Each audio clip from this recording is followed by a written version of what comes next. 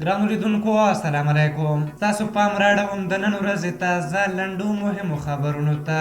پیل له طالبانو کوو. د طالبانو د سیاسي دفتر مشر ملا برادر په مشرۍ یو پلاوی اسلام آباد ته تللی او هلته بل لوړ پوړو پاکستاني چارواکو سره وګوري. د افغانستان د بهرنیو چارو وزارت وایي اسلام آباد ته د طالبانو د سیاسي مشرانو تګ له افغان حکومت سره په مشورې شوی. شاه محمود قریشي د پاکستان د بهرنیو چارو وزیر شاه محمود قریشي طالب پلاوي سره تر لیدنې وروسته ویلي چې په افغانستان کې د تاوتریخوالي زیاتېدو مسؤلیت یوازې د طالبانو په غاړه نه دی. وحید عمر د ولسمشر محمد اشرف غني سلاکار او د عامه او ستراتیژیکو اړیکو ادارې مشر وحید عمر پر خپله ټویټر پاڼه لیکلي اوس چې د بین الافغاني مذاکراتو دواړه ټیمونه خپلو کورونو ته ستانه شول ښه به وي چې راتلونکي پړاو په کندهار کې وي. موږ به له کابله درشو، تاسې له اسلام آباد دا زحمت وباسئ. خرقه مبارکه جومات کې به ترتیبات ونیسو. پنج ستاره هوټل نه دی خو د تاریخ او تقدس لحاظه به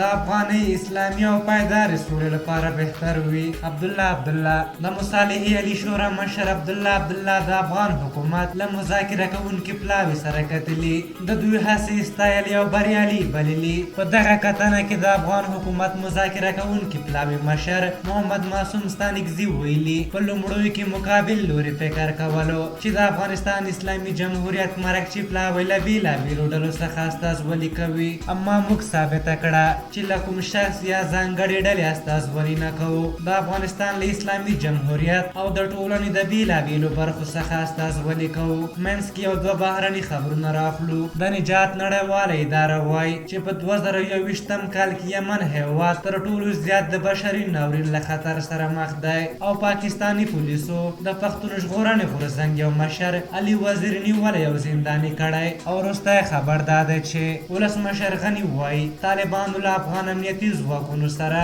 په مخامخ جګړې کې ماتې خوړلې او اوس یې پر ملکي وګړو او عامه تاسیساتو بریدونه پیل کړي. په هر حال دا د نن ورځې تازه لنډ او مهم خبرونه. تر بیا ستاسو چوپړ ته راځم. خدای بخښونکی، خدای مو سپارم. د الله په امان.